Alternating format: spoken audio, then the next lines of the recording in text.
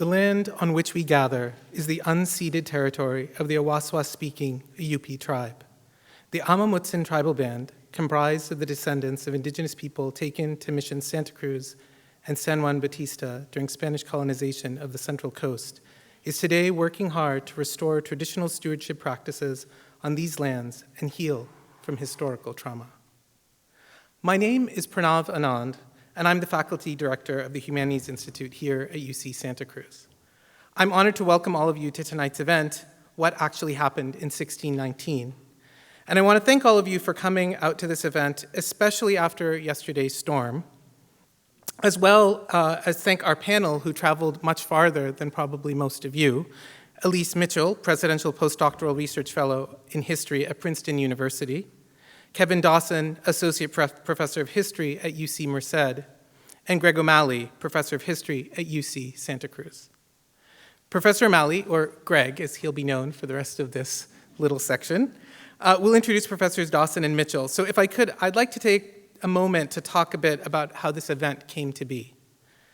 The event is the result of an $840,000 grant that 3 UC faculty, Sabrina Smith at UC Merced, Alex Barucki at UC Irvine, and our own Greg O'Malley, Greg, received from the UC Office of the President under the Multi-Campus Research Programs and Initiatives Program, which funds innovative, collaborative work across UC campuses. The aim of this grant is to expand the coverage of the Inter-American Slave Trade Database, an online, freely available and searchable record of trafficking voyages of people who were enslaved and who were transported throughout the Americas as a part of that condition. The database complements an earlier established transatlantic slave trade database, which compiles voyages across the Atlantic. We at the Humanities Institute have had the privilege of hosting this grant and Greg's other grants for this project, and it's been a real honor to help his research flourish. That research began with Greg's own work collating and compiling over 7,000 voyages for the original instantiation of the database, and which provided him the basis for his prize-winning 2014 book, Final Passages, The Intercolonial Slave Trade of British America, 1619 to 1807. This book really opened a new outlook on the extent of voyages of people who were enslaved throughout the Americas. Hitherto, scholarship focused primarily on that transatlantic voyage that I mentioned a moment ago. And over the intervening years, Greg has produced a steady stream of important articles that both elucidate and complexify what the slave trade really looked like in the Americas and in the British colonies in particular. At the same time, based on a mountain of further research, the database Greg started has grown to over 30,000 entries. And I'd like to make 2 comments about that research. First and foremost, it's a collaborative effort involving dozens of scholars pulling together information from a vast array of sources, including newspapers, Naval Office shipping lists across North America and the Caribbean, port records, and historical archives in both the Old and New Worlds. Several of those scholars have been graduate and undergraduate students here at UCSC, and I had the opportunity a few years ago to talk to one of them who spent a summer reading through colonial newspapers in South Carolina and who found the idea of their research contributing to a large public data set incredibly meaningful, and with good reason. The Inter-American Slave Trade Database is part of a vanguard effort to construct collaborative models of historical research and, indeed, humanistic research. Somewhat remarkably, the 19th century idea of a humanistic scholar working in isolation in their office, a library, or an archive is still quite accurate in the 21st century. But this database provides another complementary model of scholarship, one that is collaborative and networked from inception, and which provides young scholars a way of seeing and quantifying their contribution to scholarship. To that end, this summer, aided by another grant emphasizing UC networking with historically Black colleges and universities, Greg will train and lead 2 teams of students, one coming from UCSC and another from HBCUs, in extending the database. In the process, connecting these young historians both to each other and to the discipline. And that's all great, but I think what really sets apart this work is that the database isn't just for historians, it's for all of us.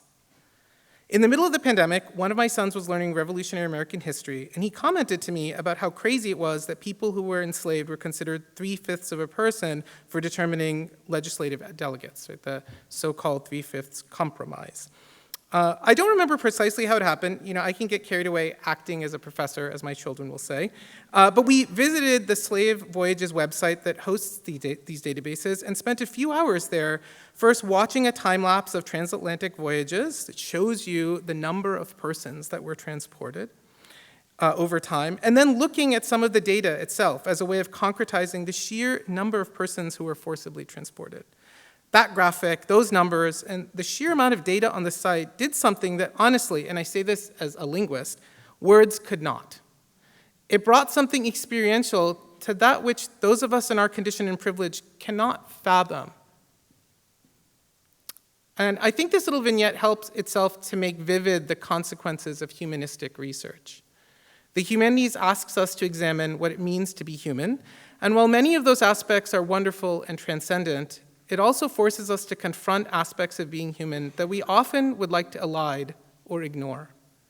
In that way, it requires us to reckon with enduring aspects of human experience, like the institution of slavery, in a way that can help us understand how fragile our current moment might be, and to acknowledge in turn the forms of trafficking of persons that occur all around us here in that present moment as well.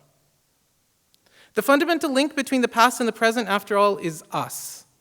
We are all people with a shared humanity, divided though we may be by constructed social categories, belief systems, or spatiotemporal coordinates.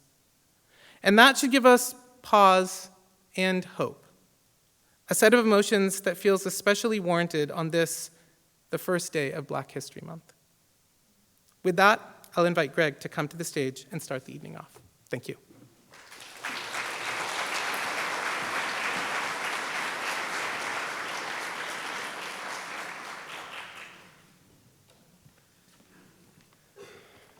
Okay, wow. Thank you, Pranav, for that very kind introduction. Thanks also to Irena Polic and Jessica Guild and the rest of the staff of the Humanities Institute for supporting this event. I also want to thank the UC Office of the President for supporting the research through that grant that Pranav just described, and that grant is funding this event as well. So I appreciate all of that support, and most especially I want to thank all of you for being here through the storm as we kick off Black History Month at UCSC with this event on what actually happened in 1619. And before I dive into that, also just wanted to say something about the note cards that were passed around. Be thinking if you have questions during the Q&A. There's so many people that we're going to try to gather questions on the note cards so we can kind of sort through them and group together some questions that are on related themes so that more people's questions get asked in the time we have for Q&A. So we'll collect those at a few points during the presentations. So be thinking about the questions you'd like us to consider after the sort of more formal presentations. And on that note, I want to start by just saying something about sort of why we're here, and perhaps equally important, why we're not here. And I'll explain what I mean by that. As I'm sure you are all aware, the New York Times back in 2019 started publishing the essays and other pieces in its 1619 project, which was spearheaded by Nicole Hannah-Jones. And that project used the 400th anniversary of the first enslaved Africans arriving in colonial Virginia in 1619 as the jumping off point for a conversation about the legacies, long-term, and impacts of slavery on American life. It was a huge sensation, with the essays later compiled as a best-selling book, spin-off documentaries, podcasts, curriculum plans, even a children's book quickly appearing. It was also hugely controversial, with conservatives bemoaning the emphasis on slavery and demanding more triumphant narratives of American history, and some historians, even from the left, quibbling with certain facts and interpretations, especially with regards to the American Revolution. There were lots of local fights all around the country about the inclusion of the 1619 project in school curricula, leading to book bans and an ongoing debate about whether to teach slavery at all as part of American history or whether to sweep that history under the rug. We're not actually here tonight to talk about that controversy. My interest in organizing this event actually stemmed from a much more neutral observation about the 1619 project. And that's just that it moves on very quickly from 1619 and the origins of American slavery to focus most of its attention on the legacies of American slavery. It's got essays on the impacts of slavery on American democracy down to the present, on American capitalism, even on American freeway construction and mass transit. But there's no chapter on the Atlantic slave trade, or even a chapter just on slavery, and no chapter on the fateful voyage of the White Lion in 1619 with an in-depth discussion of why it happened and its historical context. And I want to be clear that I genuinely don't mean that as a criticism, but just as an observation. The conversations the 1619 Project has helped to spark about the long-term impacts of slavery are crucial. They are long overdue and very important for the fight against racism and inequality in our society. So I applaud the project for sparking those conversations, and as full disclosure, I consulted with their fact checkers about the parts of it where they talk about the slave trade. So I have a little bit of skin in the game, I guess, in that sense. But the fact that they had to ask me tells you they actually didn't have a historian of the slave trade as part of the project, right? So that's interesting, since it jumps off from this important date in the history of the slave trade. So the plan for this evening is just to sort of recognize that many readers of the 1619 Project actually come away with sort of hazy ideas about why that was an important turning point. What were the events of that year? And what context did they emerge from? So that's the plan, is just to pull back from long-term implications to think about the moment, to think a little more deeply about 1619. And I'm going to focus on the voyage of the White Lion as a privateering vessel, a vessel that stole the people it delivered to Virginia from another slave ship, a Portuguese slave ship that was actually headed to Spanish America, and think about that context of privateering and imperial rivalry. And then I'm going to be very excited to share the stage with two amazing visitors to Santa Cruz. Elise Mitchell is the Presidential Postdoctoral Research Fellow at Princeton University, and will be starting next year as an assistant professor at Swarthmore. And Elise is writing a book about both the disease and compulsory medical treatments that enslaved Africans were forced to endure during and after the slave trade. That's a book that will be coming soon, titled Morbid Geographies, Enslavement, Embodiment, and Epidemics in the Early Modern Atlantic World. And Dr. Mitchell is going to speak to us on the shipboard conditions and experiences for enslaved people on voyages like that of the White Lion. And then we'll hear from Kevin Dawson, who is Associate Professor of History at UC Merced. He is the author of a book called Undercurrents of Power, Aquatic Cultures in the African Diaspora, which won the Harriet Tubman Book Prize in 2019. And from Dr. Dawson, we'll be hearing about how enslaved people transmitted African maritime cultures and skills to the Americas, both to sustain themselves and their communities, and making important contributions to American life in the process. But first off, let's talk about the voyage of the White Lion in 1619 and the captives it carried and the context from which that journey emerged. In the simplest sense, what happened in 1619 was this. Half a world away from Virginia, in what is now Angola, a large band of marauding warriors known as the Imbangala, who lived by raiding more traditional settled societies, was laying siege to a kingdom called Ndongo. And the Imbangala would march captives taken in this multi-year invasion of Ndongo to a Portuguese trade outpost on the coast at Luanda, which is now the capital of Angola. And Portuguese traders in this town of Luanda did eager business with the Imbangala to acquire human captives for the transatlantic slave trade. And we do not know for certain that Virginia's 1619 captives were enslaved by the Imbangala in the kingdom of Ndongo, but we know they embarked on the ocean crossing from Luanda, And this war was the region's major hotspot of enslavement at the moment, making it very likely that that's where these people were taken captive. What is certain is that Portuguese traders forced these 1619 captives, recently torn from their homelands, somewhere in Angola, aboard a ship called the São João Batista for the Atlantic crossing. But they were not bound for Virginia. That wasn't the plan. Oh, sorry, that is where I wanted to go.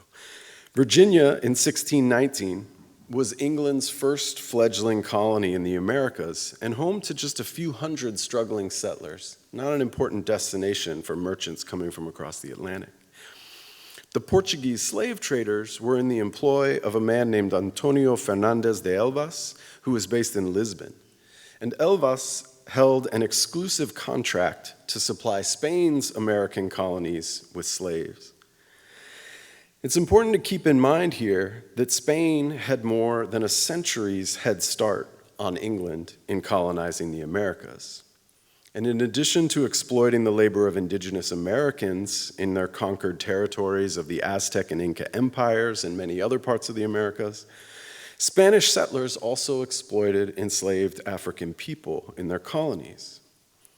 So the 350 women, children, and men forced into the cramped and stifling hold of the São João Batista were supposed to be headed to Veracruz in New Spain on the coast of what's now Mexico. Only some of them would ever get there.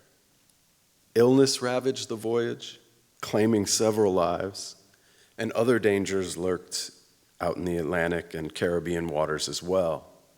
Somewhere between Jamaica and the Yucatan Peninsula, the São João Batista was attacked by privateers. An English ship called the Treasurer and a Dutch ship called the White Lion, or maybe more accurately, an English ship using Dutch papers. These two ships forced the São João to drop its sails and allow a raiding party to board. For the captives in the hold of the ship, this likely meant hearing the booms of cannons fired as warning shots, feeling the vessel slow, and then eventually seeing new, rugged white men enter the hold and start forcing some of the captives to switch ships. The privateers apparently lacked enough crew to operate the hijacked vessel, as well as their own ships, so instead of taking the São João Batista, they just stole people from it.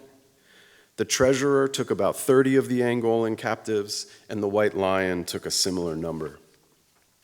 The brigands then sailed off and left the São João Batista to limp to Spanish Jamaica. The Portuguese sailors on that ship sold some of their remaining captives there in Jamaica for supplies they needed to continue the journey, since they had just been plundered of much of their supplies.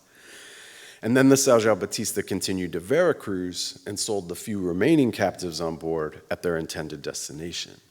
Meanwhile, the White Lion and the Treasurer sailed north and east out of the Caribbean with their twice stolen captives. The White Lion reached Virginia first, delivering what John Rolfe recorded as 20 and odd African people in August of 1619. And the Treasurer turned up shortly thereafter. It went to Bermuda first, which was England's only other colony at that date, and landed 20 people. It then ventured to Virginia from Bermuda and landed 7 more.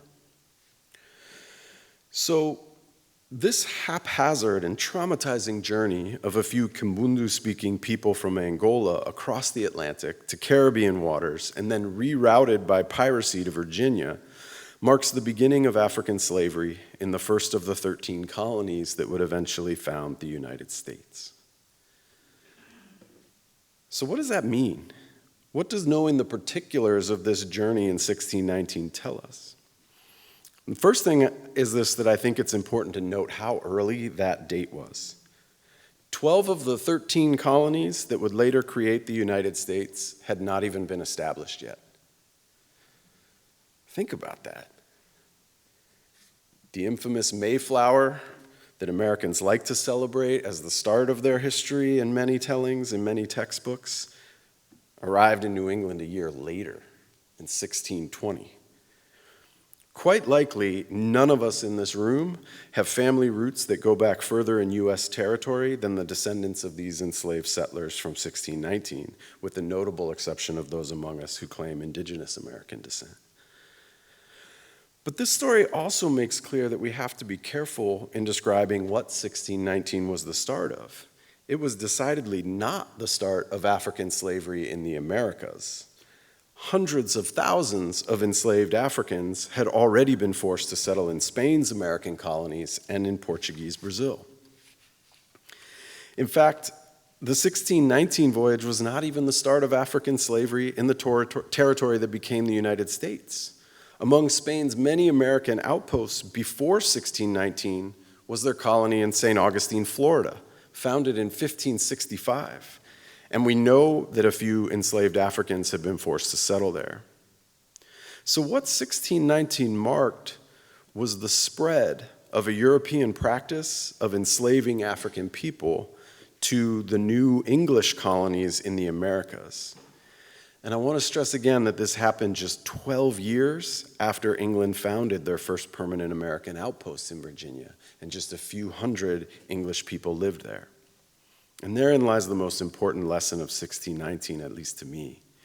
European empire builders were stealing enslaved people from one another to make their colonies go from the very beginning.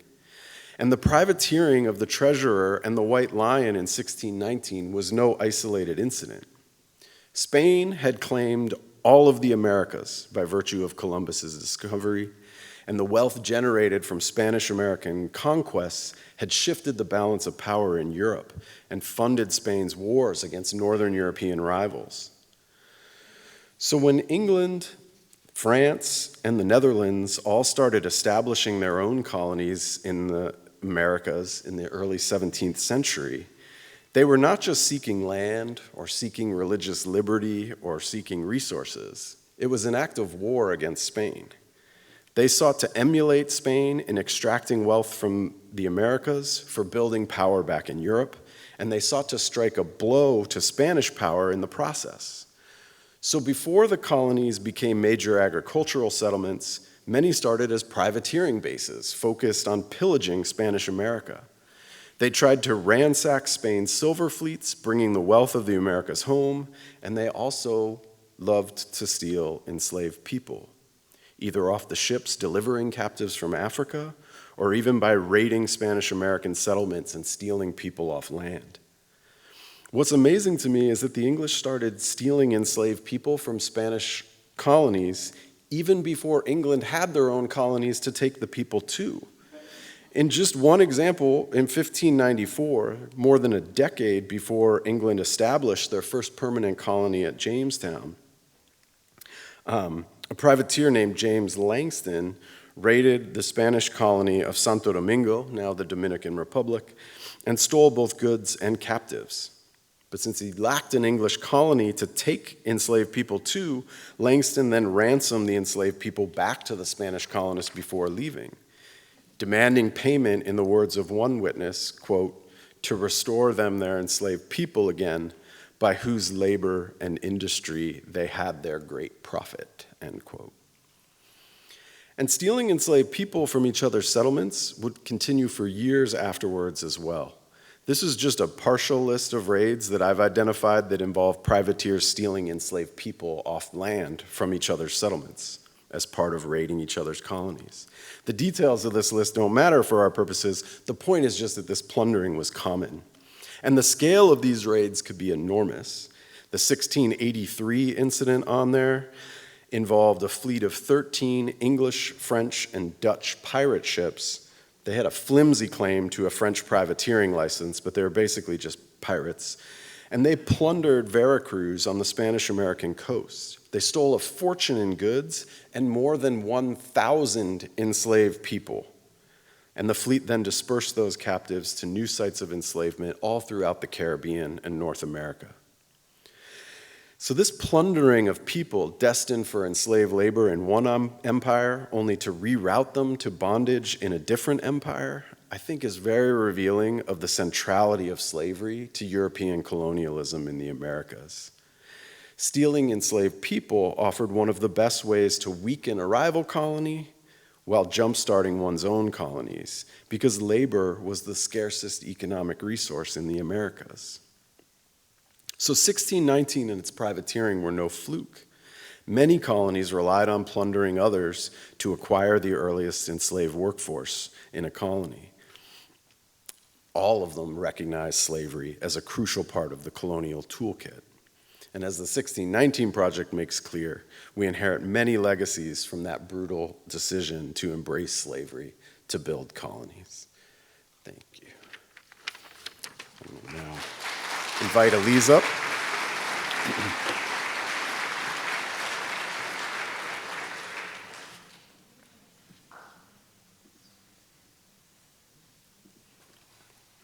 Oops.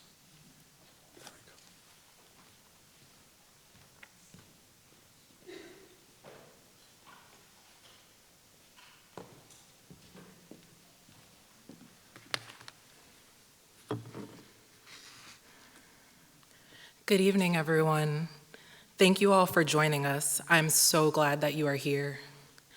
So I'm here to share some remarks about the shipboard experiences of enslaved Africans during the 17th century slave trade. I found that an effective method for illustrating these histories is to focus on one telling example. So tonight, I'm chosen to focus on an ordinary voyage, the voyage of the Santa Cruz, which you can see in the faint yellow dot going across the screen. The voyage began in Keshu in present-day Guinea-Bissau and was destined for Cartagena in present-day Colombia in 1616, 3 years before the White Lion arrived in what is now the United States. In 1616, hundreds of African people boarded the Santa Cruz, a Portuguese ship probably not so unlike the São João Bautista. As they boarded in Keshu, they may have knowingly looked out at the ebb and flow of the river, aware that it led to the gaping and grand watery abyss, the Atlantic. The direct transatlantic slave trade to the Americas had been in full force for nearly a century, since 1518. These Africans would have heard stories of people taken captive and shipped across the Atlantic to distant lands where they labored under brutal regimes and never saw their homes again. Perhaps some knew that in those distant lands, their bodies were devoured under the system of colonial slavery, utterly consumed by the harrowing conditions aboard slave ships, in mines, and on ingenos or plantations. Perhaps some knew about the passage. Perhaps some predicted the overcrowded, morbid, and deadly conditions of such voyages. Perhaps some anticipated the contagious diseases on board and feared the crew's responses. Perhaps they already knew all the dreadful things historians have discovered in the archives of the slave trade. Perhaps. For us inheritors of this devastating and dramatic history, reconstructing and retelling it is both an exercise in memory and mourning. When we ask how it was that enslaved African people experienced and persisted despite utter terror, we open up a space for possible histories that we cannot name, but nonetheless know occurred. As the novelist and anthropologist Zora Neale Hurston wrote, slavery's archives are filled with all these words from the seller, but not one word from the sold. The kings and captains whose words move ships, but not one word from the cargo. The thoughts of the black ivory, the coin of Africa, had no market value. Africa's ambassadors to the New World have come and worked and died and left their spore, but no recorded thought.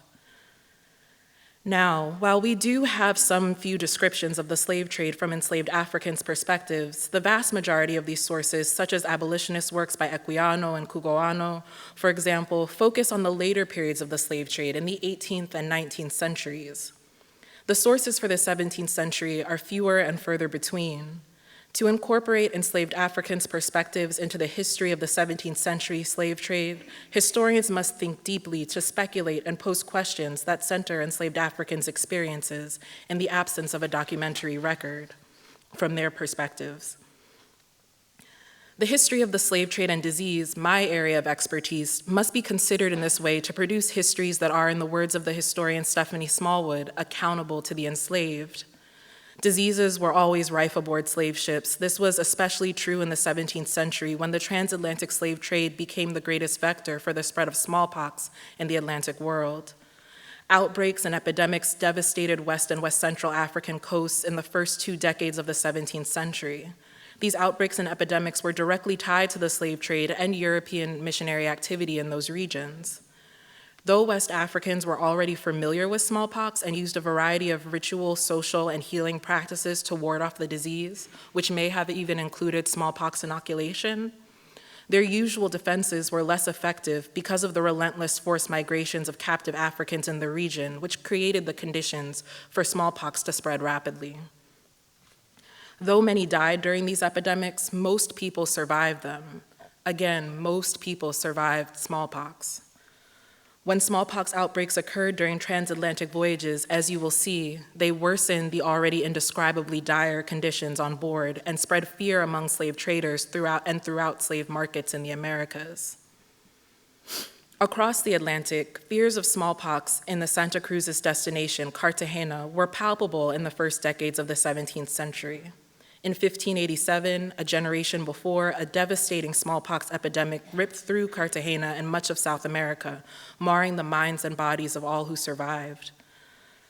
In 1611, enslaved Africans arrived from Cabo Verde and Cartagena, where smallpox was raging in Cabo Verde at that time, and these enslaved Africans were not permitted to enter the city due to the disease being present on board the ship. In the early 17th century, smallpox was tantamount to the plague in much of the Americas. The rise in smallpox epidemics in the context of the slave trade during the 17th century prompted a slew of quarantine laws throughout the Spanish and Portuguese American territories, which were then the primary destinations for enslaved Africans in the 17th century. By the late 17th century, the British and French would pass quarantine laws for slave ships too. Places like the Isla de Cabras, a small islet near the coast of San Juan, Puerto Rico, now connected to the mainland island with landfill, became the first quarantine sites for ill enslaved African arrivals. In places like Cartagena, then the largest slaving port in the Americas, local officials refused to allow enslaved Africans to enter their port if they had smallpox. While quarantined, enslaved Africans received little to no medical treatment and very few rations. Thus, the uncertain and dangerous conditions of their Middle Passage journeys did not end when they arrived in the Americas, as they could be quarantined for weeks or sometimes even months at a time. Wary of how precautions such as quarantines would affect the finances of a voyage, slave ship captains began conceiving of ways to quickly avert epidemics, conceal smallpox, and conceal smallpox deaths. Some Iberian slave traders destined for Cartagena would reroute their voyages to less frequented ports in the hopes of selling ill enslaved Africans to these underserved ports instead. They also overcrowded their ships along the coast of West Africa to preserve their profits, knowing that many captive Africans would perish during their journeys. The Africans who boarded the Santa Cruz in Cacheu in 1616 would have known they were at risk of catching a deadly contagious disease. Pressed skin to skin, cracked flesh, or bodies clammy with sweat, excrement, and bile, likely afraid and want for dry land, men, women, and children, all wet in the middle of death on a tumbiero, or floating tomb, knew when smallpox began to spread among them. They also knew the dangers of maritime travel on an overcrowded ship. West Africans from the regions these people hailed from were familiar with the rivers and waterways that fed into the Atlantic Ocean. However, the conditions aboard the Santa Cruz were not their way. The Middle Passage introduced them to a new sort of maritime travel, amid captivity and commodification. This was different from their prior experiences traveling as political subjects, rather than piezas de esclavos and piezas de indias, the units the Spanish and Portuguese used to quantify and commodify enslaved Africans. For those Africans among them who understood smallpox as a disease visited on people by deities who controlled geopolitical power and social and ecological ties, the abyss of the Middle Passage and the outbreaks that unfolded along its morbid geography announced and enhanced the experience of removal from their homelands. The slave trade disrupted a long tradition of bodily care and healing along the West African coast. West Africans who lived along the rivers of Guinea were people who knew how to care for and heal their bodies, especially their skin. Portuguese and Luso-African travelers remarked that Africans living throughout West African river systems came from communities where bodily modification and adornment were the norm. They had pierced noses, lips, and ears. Many of these societies also practiced circumcision. Many, if not most, decorated their skin in ornate señales, or marks, which we now call scarification. Many of their healers, particularly women healers, were also familiar with how to treat venereal diseases, bacterial skin infections, and other eruptive flesh disorders. Regardless of their prior exposure to smallpox, West Africans knew the potential dangers of leaving broken flesh uncovered and unanointed. Before smallpox began to spread among them, these people, expert in adorning and healing flesh, would have expected the harrowing conditions aboard the ship and would have expected that those conditions would bring them injuries and contagious illnesses. Many of the West Africans on the Santa Cruz would have already been familiar with the devastation smallpox could bring. Local healers and spiritual practitioners known as jabakoses played a crucial role in addressing smallpox in West Africa. Some jabakoses were undoubtedly captured and enslaved in the Americas. Perhaps they brought some solace to their shipmates aboard ships like the Santa Cruz. Nevertheless, under the strict surveillance of a ship's crew and in the absence of familiar ecological, political, and spiritual geographies and communities, it would have been very difficult to carry out the remedies and healing practices necessary to cure and prevent smallpox. After the first fell ill under such crowded conditions, the Africans on the Santa Cruz knew it was only a matter of time before the disease would spread on board. The African captives would have recognized that the Santa Cruz was particularly crowded. According to the records, 245 piezas de esclavos negros, male and female, both large and small, including 42 small girls who, because they were children, were valued by the factor and the captain as 2 for 1, boarded the Santa Cruz. The reference to piezas de esclavos did not necessarily translate to individual enslaved people. Through the pieza system, Iberians transmuted enslaved Africans into commodities in which children and ill enslaved people could be sold 2 for 1. Other agents disputed the number on board. Some suggested as many as 500 were there. It is difficult to know exactly how many people were there, but we do know the Santa Cruz was overcrowded, even by the crude standards of the times. 2 enslaved Africans who boarded the Santa Cruz in Cashew were, quote, thrown into the sea alive when they showed signs of smallpox during their journey across the Atlantic. They were thrown into the sea alive while they were sick. Though this response may seem excessive and exceptional, it may have been routine. Historians Marcus Rediker, Sowande Muscatine, and Clarence Munford have found similar examples of enslaved Africans who were thrown overboard when they presented smallpox symptoms on 18th century French and British ships. These examples inform us of how Euro-American fears about smallpox-infected enslaved Africans and slave traders' fears for their profits amounted to increased risks for enslaved Africans during their transatlantic crossings.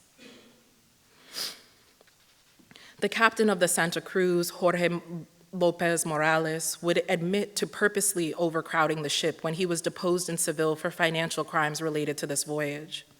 In his words, overcrowding, disease, and slave resistance were all cosas ordinarias, or ordinary things on board slave ships. He testified, because in the port of Cashew, where the Santa Cruz was, there have been many illnesses of which every day many Negros die, and this is an ordinary thing. They always die at sea, and the slaves rise up against the ship owners and the white people on the ship, and usually fight and kill many of them. By this cause, and principally by the said diseases, they die. The jaded affect and generalizations in Morales' testimony are haunting. Nevertheless, he reminds us that enslaved Africans struggled to escape and control slave ships despite being confined on board. African resistance was an ordinary part of every stage of the slave trade. That said, Morales' response also reveals the emerging mentality of slave traders. For slave traders, throwing enslaved people overboard was not an extreme response, but a rational solution to preserve their profits. Morales was not concerned with the health, well-being, or even the survival of enslaved people aboard, nor the public health threat enslaved people with smallpox might pose in the Americas. He was concerned with profits. Fearing and anticipating that his human cargo would perish, depreciate in value, or be rejected upon arrival, Morales packed the enslaved people in tightly, bypassed the necessary clearances and duties at Cabo Verde, and set sail for Cartagena. The enslaved people physically felt the consequences of Morales' decisions materialize around them as smallpox began to spread. This highly contagious pustule-producing disease was a painful reminder of their distance from home. Being ripped from their homelands promised physical and metaphysical chaos. Morales would later testify that during the said voyages from the port of Cashew until they arrived in Cartagena, 40 piezas de esclavos, with 2 others who were thrown into the sea alive, were sick with smallpox and other illnesses and died. And among those who survived, there were some who would have anticipated death, for such violence, suffering, and disposal were, in the words of Morales and his crew, cosas ordinarias, ordinary things. So ordinary that sharks followed slave ships, so ordinary that even African people who hadn't crossed the Atlantic knew what might consume them. Enslaved people sensed the logics of the slave trade. To them, the slave trade smelled like sweat, excrement, and smallpox. It sounded like clamor, cries, screams, moans, prayers, retching, and waves crashing in the muffled whirl of the ocean as the ship dragged on with or without you. It tasted like salt, blood, and rot. It felt like raw skin, cracked elbows, knees, scrapes, burns, the frustration of restraints, the weight of chains, too many hands pulling you away from your kin, your children even. It felt like feeble fingers clutching moist palms, sweating with fear. Separation perhaps left the lingering clamminess of empty hands forced apart as familiars were divided.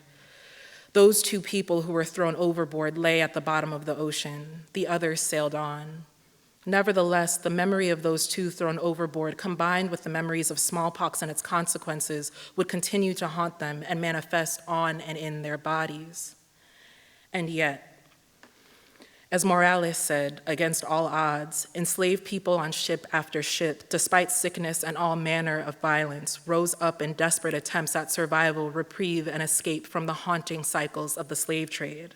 In that process, they laid the foundation for new traditions of Black Atlantic resistance and politics and dreamed of freedoms yet to come. Thank you.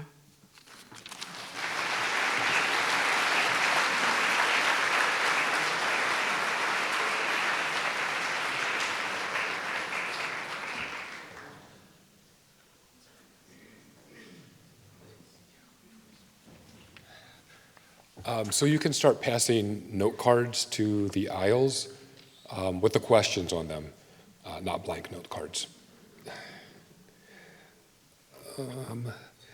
Thank you all for being here. I can't do 2 things at once.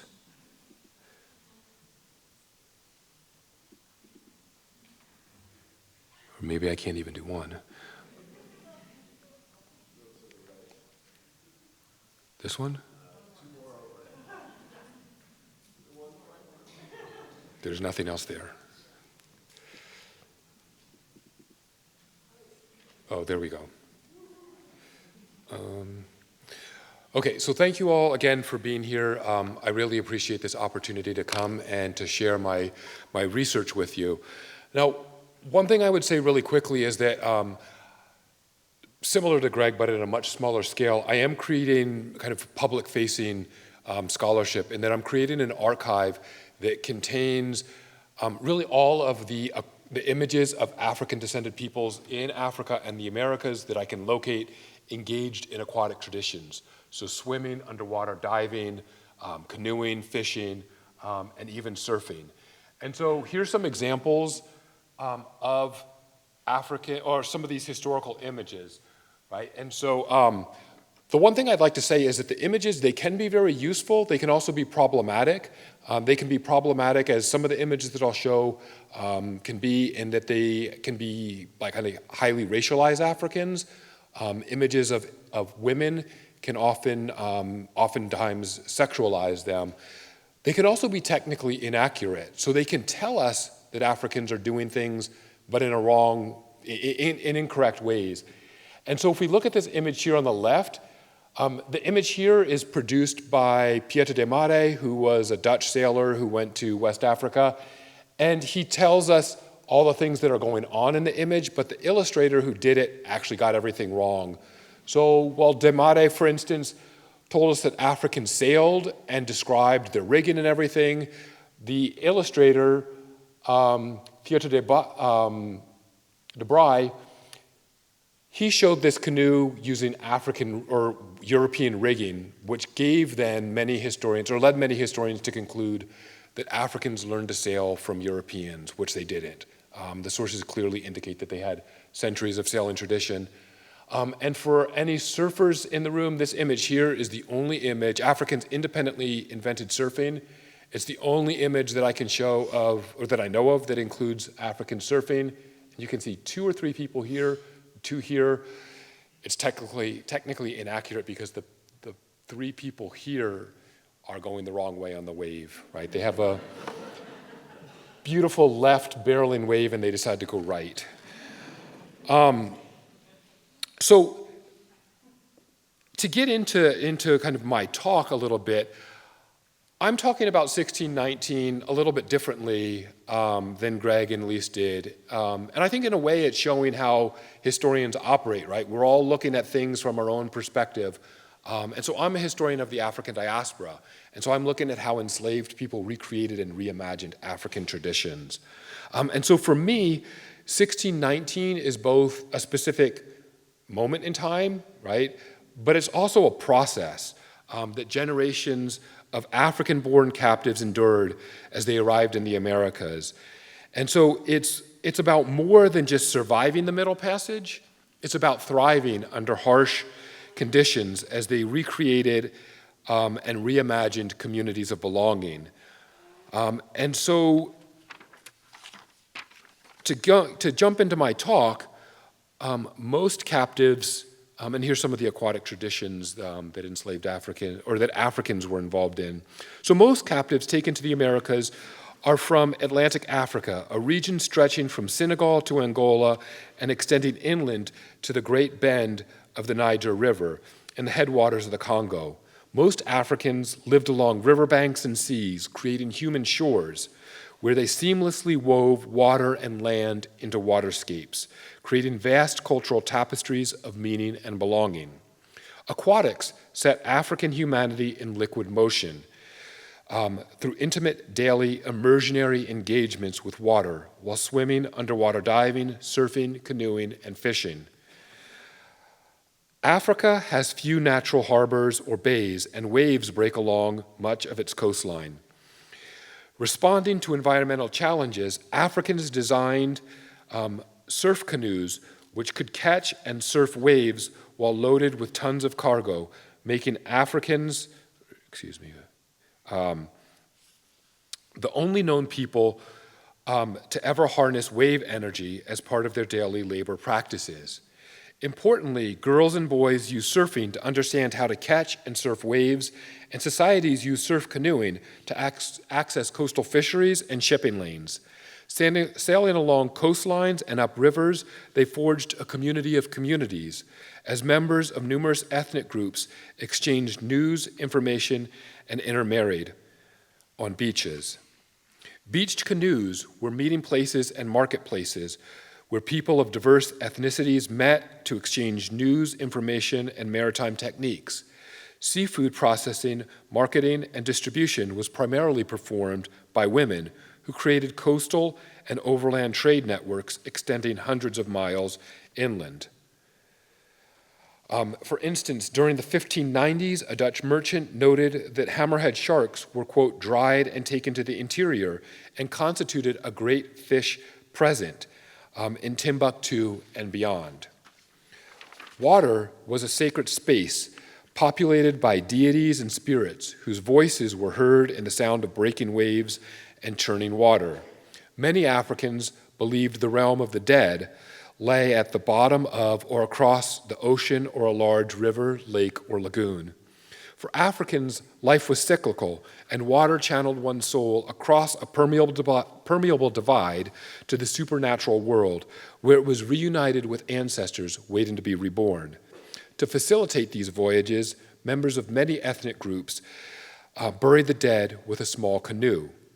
Swimming, canoeing, fishing, and surfing facilitated the creation of these immersionary cultures, allowing people to connect with water on a daily basis.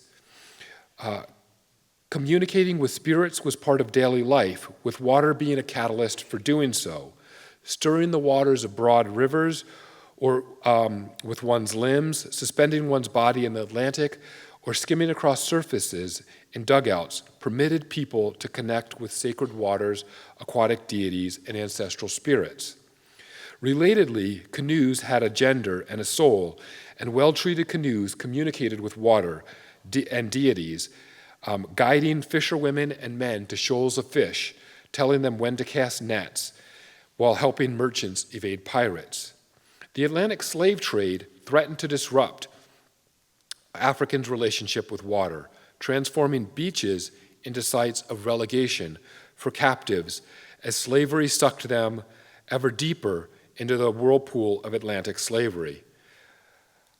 For the 12 million Africans who endured the slave trade, beaches were their last glimpse of Africa.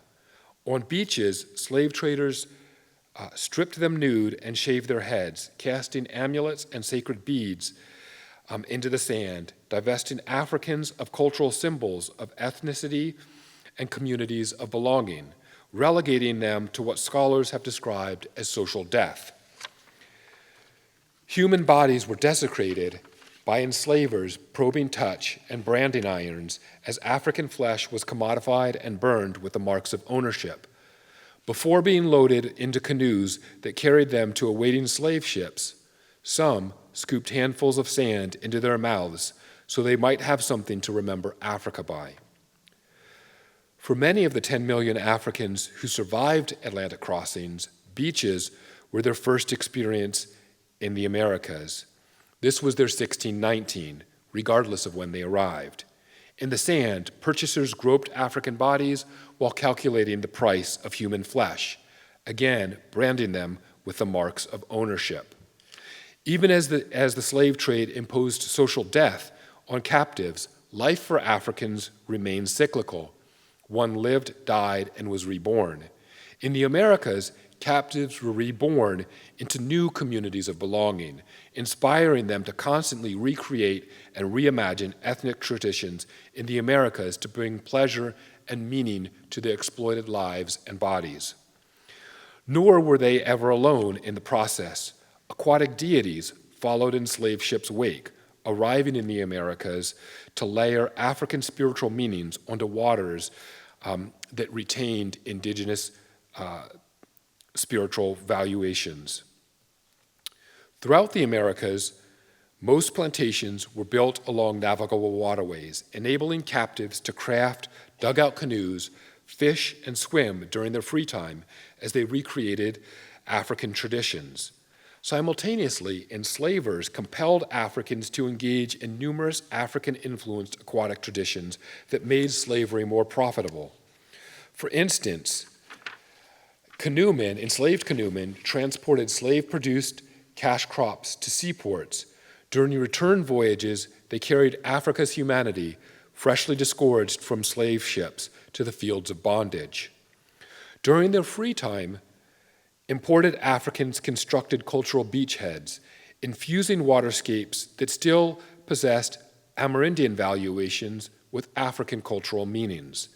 After working for enslavers for most of their waking hours, captives slipped into rivers and seas to cool off, soothe aching muscles, and wash the dirt of plantation slavery from their bodies. After slavery was abolished in America, Bill Crump of North Carolina recalled, quote, "We worked in the fields from sunup to sundown, but were given an hour around dinner time to swim and relax," end quote. Beaches were playgrounds for enslaved youth. Near Frederick Douglass's boyhood home in Maryland, there was, quote, "a creek to swim in, a very beautiful playground," end quote. Beaches were places where family members and friends who were enslaved on different plantations held social gatherings. People cooked and ate together, played music and danced. Others swam in rivers and seas, enjoying and taking pride in their bodies, even as they were brutalized by slavery. And I want to pause for a minute to talk about this image, because this image here, as the text describes, is oftentimes used to convey kind of terrestrial or land-based experiences here with these Africans recreating African traditions. But if you actually look past them, you can see there's two beaches. There's the beach that theirs on, because there's a river right behind them. So you can see where their enslaved community is, right? Their slave quarters, those two homes there. Behind that is a river, and then beyond that is another slave community. And so you would imagine people crossing this river back and forth as they're, recreating and socializing with each other, exchanging cultural practices. So even as Europeans colonized continents and islands, enslaved Africans intellectually appropriated waterscapes, transforming them into places that looked, felt, smelled, and tasted like Atlantic Africa. African-born captives insinuated their traditions onto seaports, which were spaces that were designed by white Americans and modeled after European cities. As Europeans and white Northerners sailed into seaports in the American South, Caribbean, and Latin America, many believed they had arrived in Africa. As they approached ports, the first thing they saw were enslaved fishermen in African-style dugout canoes.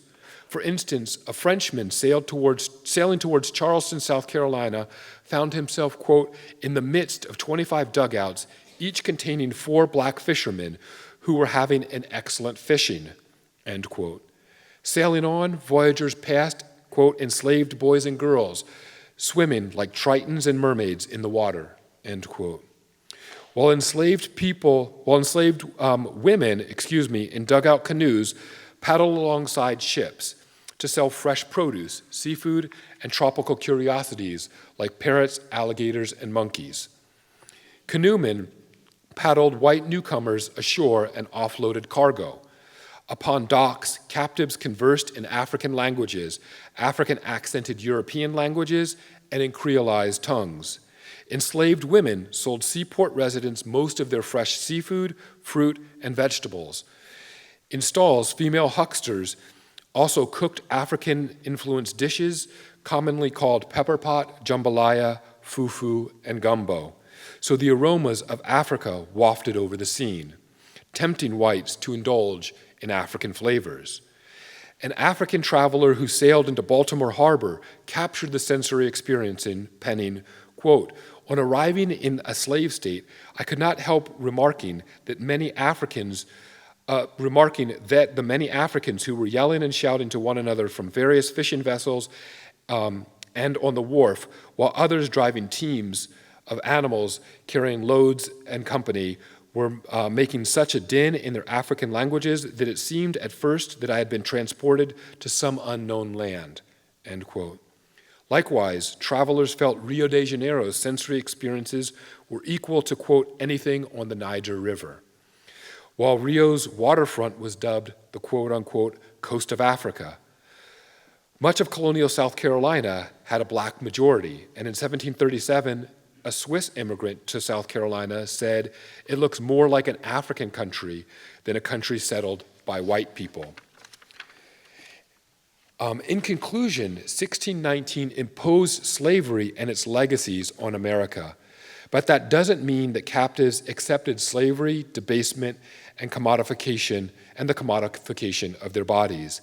They constantly sought to breathe purpose and significance into their lives. Captives did not spit the African sand from their mouths during the Middle Passage.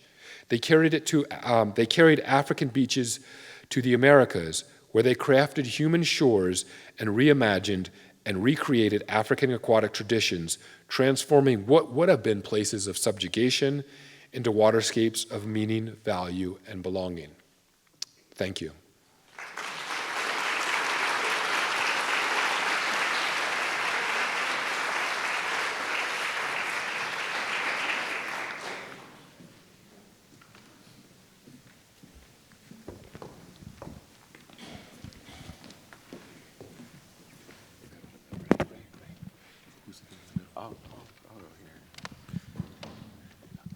All right. So the first of the questions have started coming my way on the note cards. If you keep passing those to the aisles, we'll try to keep collecting them and gather them. But we've got enough to get started. That's why we invited you to pass some to the aisles early. And I'm going to try to sort of group some of the questions and put them to our two guests. And I might chime in on answers, but mostly I'll leave that to the two of you, put you on the hot seat.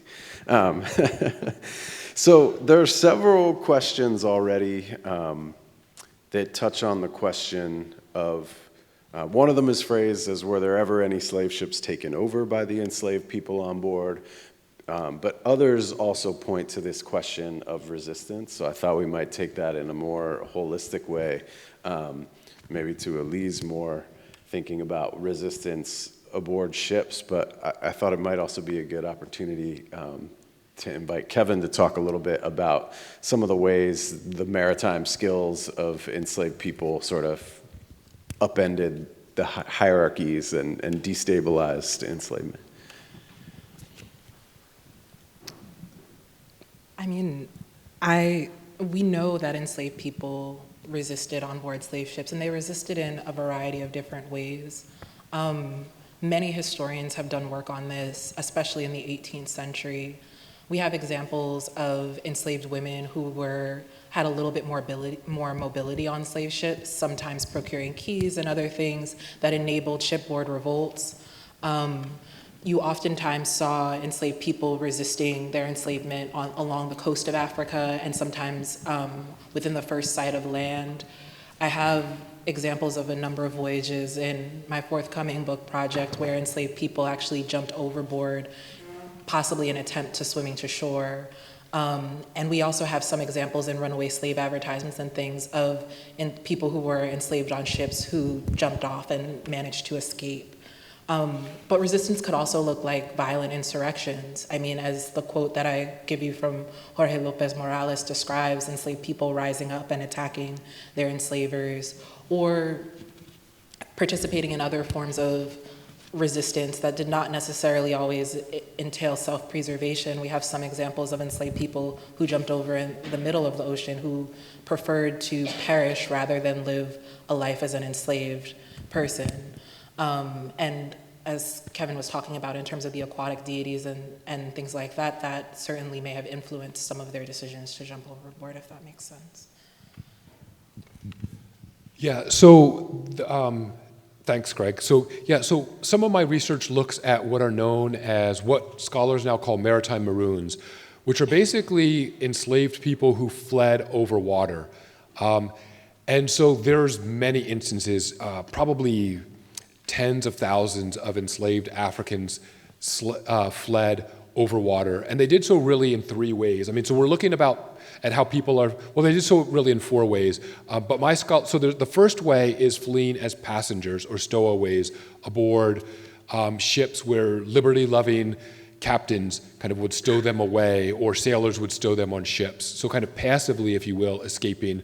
My scholarship looks at more how enslaved people were actively fleeing. So like stealing boats, stealing dugout canoes, going between Caribbean islands, sometimes sailing or paddling over 100 miles, say from Jamaica to Cuba. But then also, believe it or not, swimming and using paddle boards and surfboards. So swimming between Caribbean islands. Usually, I mean, the closest island is about a mile, but some of the sources indicate that they're swimming upwards of 5 miles and using paddle boards to go the same distance. So yeah, like I said, there's tens of thousands of enslaved people freeing that way. I think as far as resistance, though, another way of thinking it is cultural resistance. So when we think about resistance, we oftentimes think of like kind of violent acts. But when you think about kind of more broadly the experiences of migrants, immigrants, or enslaved people, one of the ways of resisting is by retaining the traditions of your country or of your ethnic group. And so, as I talked about today, I would consider that as a form of resistance as well. Great. Thank you both for those answers. There's a question here. This one that maybe is a shorter answer, although we could probably add a lot of complexity to it if we think about it for a while. But there's a question just about voyage durations, which I don't think any of us really touched on in our talks, of like how long did this process take in the slave trade? Do you want to? Elise is kicking this one back to me. I mean, yeah, so there's multiple ways to think about this. So the way the question is phrased on the card here is about the journey from Angola to Veracruz and what we know about the Atlantic crossing, the typical duration of that voyage. And it actually ranged pretty widely, but it could be, a month was fairly typical. With really favorable winds, it could sometimes be, shaved down to like 3 weeks, and as long as 6 weeks or even 2 months was not unusual. And there's a strong correlation between the mortality in the voyage and those voyage durations. So the slave trade was always incredibly dangerous, but the dangers compounded for the enslaved in particular anytime a voyage dragged on. So if a ship had some kind of nautical problem, say they had high winds, a storm like the one we saw last night at sea, and lost a mast on a ship or had their sails damaged, all of a sudden then they're limping slowly across the ocean. So one, it's just more time for the dangers of disease and things like that, but also think about the limited provisions on board. If they were planning on a voyage of a month and suddenly that voyage takes 2 months, what happens to food rations, to water rations, things like that? And when things turn bad, who the crew's gonna prioritize with those provisions that are left. But the more sort of holistic way to think about the how long was the journey is that people endured extensive overland movement sometimes within Africa. I mean, some people were enslaved close to the coast in a port of embarkation for the Atlantic crossing, but some people were, one famous account of James Albert, I think I'm not mixing up my accounts, he describes a journey of 1,000 miles within Africa before he even reaches the coast. And then for many people, and a lot of what my research primarily focuses on, is that many people, once they arrive in the Americas, the journey is not over, that many of the buyers we've typically assumed as historians were plantation owners from nearby a port. But as it turns out, there were many merchant speculators buying enslaved people as they arrive in the Americas just to put them on yet another ship and move them from Barbados to Cartagena, or from Kingston to Veracruz, or from a Caribbean island to the North American mainland or something. So when you start thinking about all these different phases, the journeys could be a year. I mean, do you want to talk about your quarterly article? I mean, if you consider also instances where a contagious disease is on board, which is what my work focuses on, enslaved people would be quarantined. Now, quarantines could last anywhere from a couple of weeks to, I've seen ones as long as 4 months, where enslaved people were confined typically on small islands, on near Caribbean ports. Sometimes enslaved people were quarantined on board ships for additional weeks, or sometimes the longest I've seen on a ship quarantine was about an additional month. And in those cases, they would have to have people ferry out food and rations. But depending on the seaport and depending on the empire trafficking the enslaved Africans, that determined who was in charge of picking up the costs associated with the quarantine.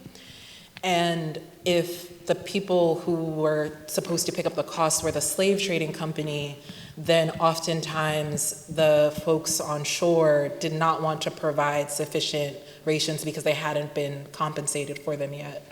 So you see really dramatic and devastating, or you find really dramatic and devastating conditions aboard those ships that had to endure an additional quarantine after enslaved people arrived in the Americas. The next question is one that aims more at Kevin's talk, and it's about the images of enslaved Africans, the ones selling fish, the ones using these maritime spaces. And the question is that this suggests some amount of freedom and autonomy, some freedom of movement, which contrasts with the idea of absolute control by slaveholders. And so the question ends with just, please discuss. Yeah. So it's technically all illegal, right? I mean, enslaved people aren't supposed to own anything. They're property that's not supposed to own property. And yet the whole system of slavery, I mean, there's all these laws set up, but the system of slavery wouldn't operate unless many of those laws were broken. And so enslaved people, I could explain more. I mean, during their free time, they're not sitting around idle. They're out producing. They're producing craft items, they're fishing, they're hunting, they're growing fruits and vegetables. And so in seaports, they're providing white residents with virtually all of their fresh food, whether it's game or seafood or produce. And so, yeah, I mean, they're moving about selling this. And so part of what I'm also looking at in my research is, so they're selling white people all of these goods, and then white people in Charleston or whatever are getting pissed off because they're like, well, these people are price gouging us because they can undersell white shopkeepers. And they're saying they're conspiring and engaging in all these other kinds of things, like they should be selling these things for less. And so one of the things that I'm looking at, because I mentioned here how these women are engaged in Africa, were engaged in long distance trade, and they're primarily the ones marketing. So the assumption has kind of been that in seaports, enslaved women were also the ones selling all these things. And the assumption has kind of been that, they're just kind of making it up in the Americas. And I'm thinking that no, they're actually bringing these African kind of maritime traditions where in Africa, men are primarily doing deep sea fishing, women are doing close to shore fishing, and then marketing, processing the seafood, marketing it, distributing it, all those sorts of things. And they're bringing those practices to the Americas and replicating it. And so, yeah. This question may well be for both of you, and it's about disease. But the question is about whether enslaved people brought resistance to disease that Europeans lacked. That's a complicated question for historians of disease, because we know that race is a social construct, and even these ideas about who is African and European are things that human beings have decided as social constructs, are not rooted in any biological basis. We're all far more similar than we are different. But for Africans, some of them may have had prior exposure to diseases that Europeans didn't have prior exposure to, diseases like yellow fever in some cases, because yellow fever is a disease that is from tropical climates. African people being from tropical climates may have had a relatively harmless form of yellow fever in their childhood, or malaria in their childhood, although malaria you don't get immunity always. So some Europeans, and for a long time, even into the 20th century, folks believed that there was something innate about Africans and something innate about Black people in general that made them immune to yellow fever, when what we're actually finding is that those people had some type of prior exposure to the disease.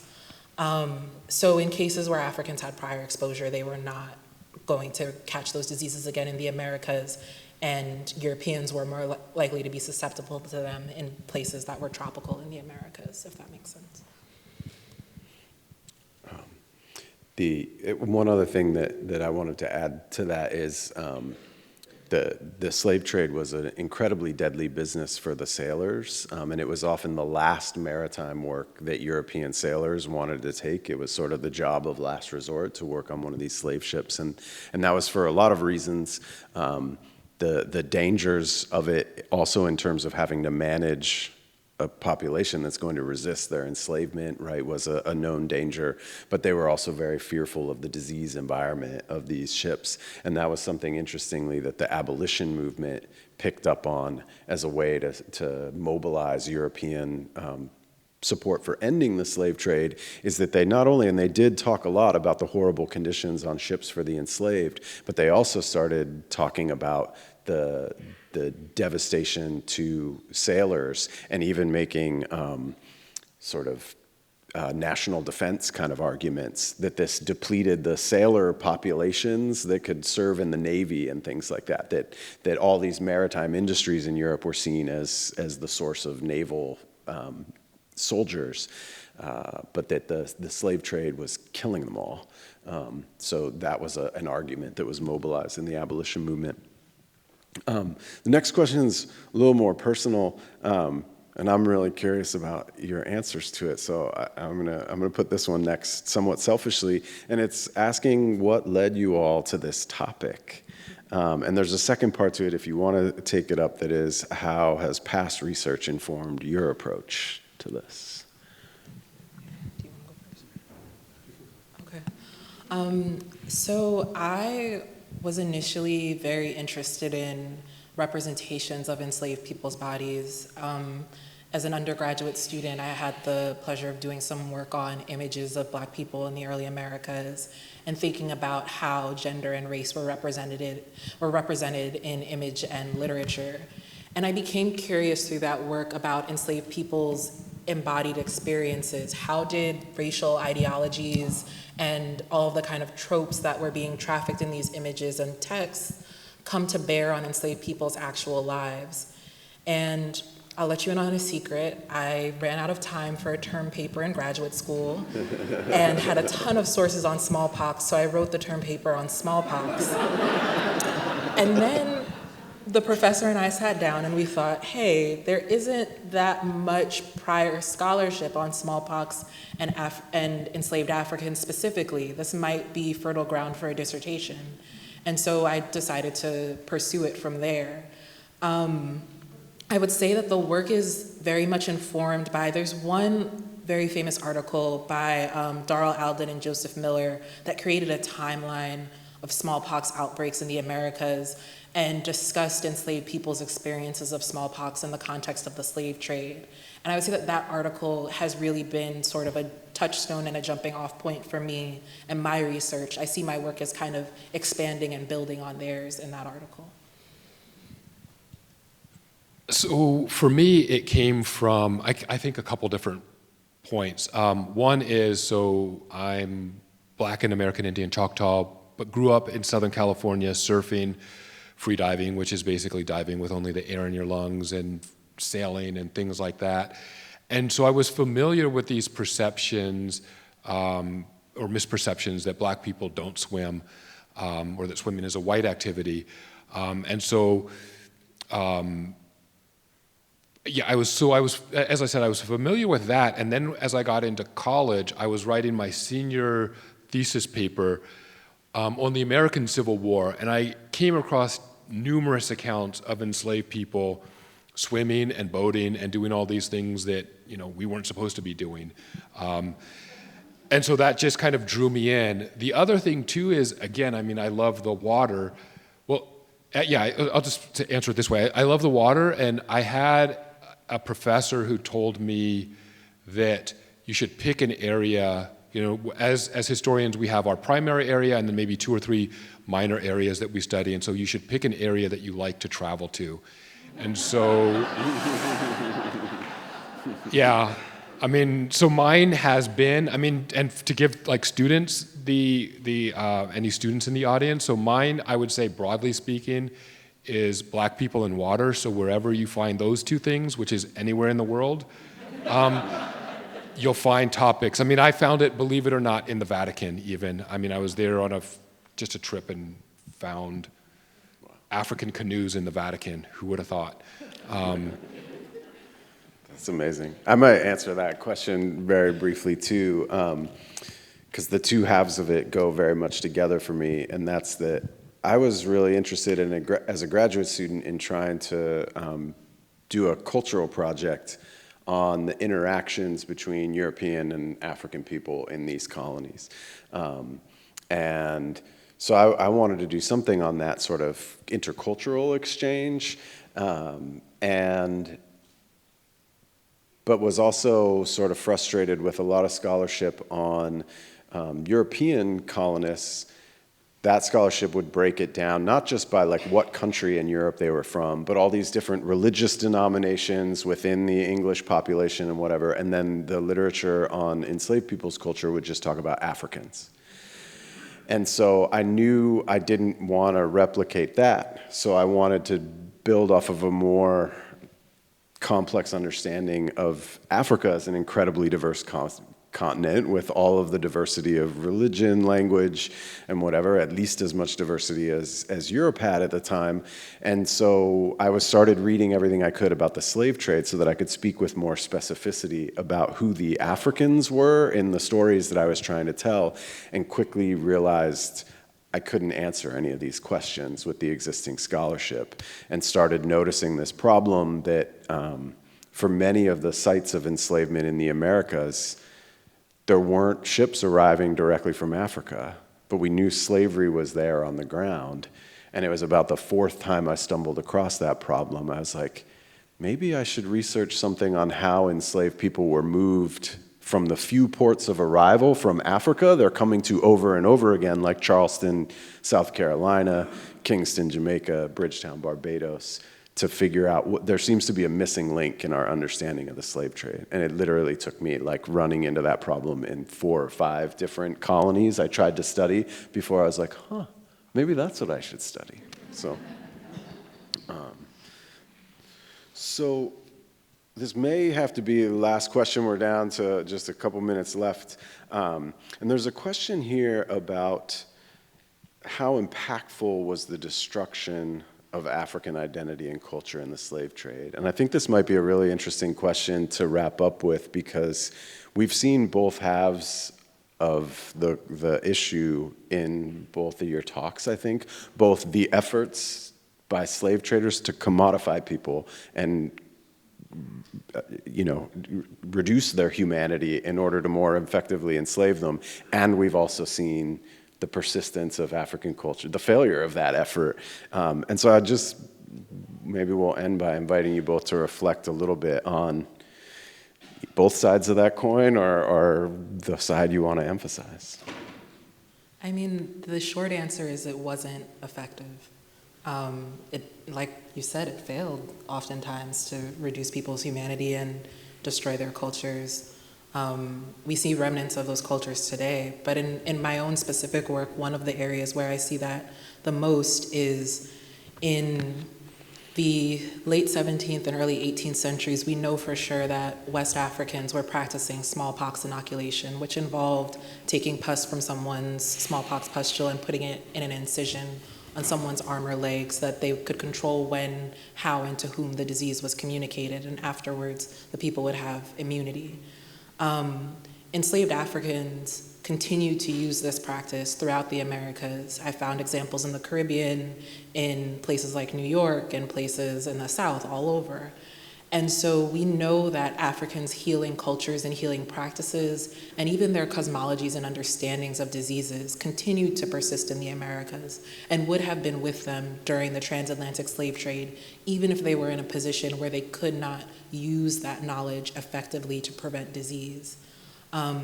And when we think about smallpox inoculation, this was the first form of inoculation. So our modern vaccines, Edward Jenner's cowpox vaccine, is based on that kind of African, it was also an Eastern practice, is based on that knowledge. So in many ways, all of us here who've lived through a global pandemic and have hopefully, for our sake, been vaccinated against it, are inheritors of this tradition and this medical knowledge that has many African roots in a lot of ways. So we should be very grateful that those efforts to destroy African cultures and knowledge ways actually failed, because we're all continue to be beneficiaries of them.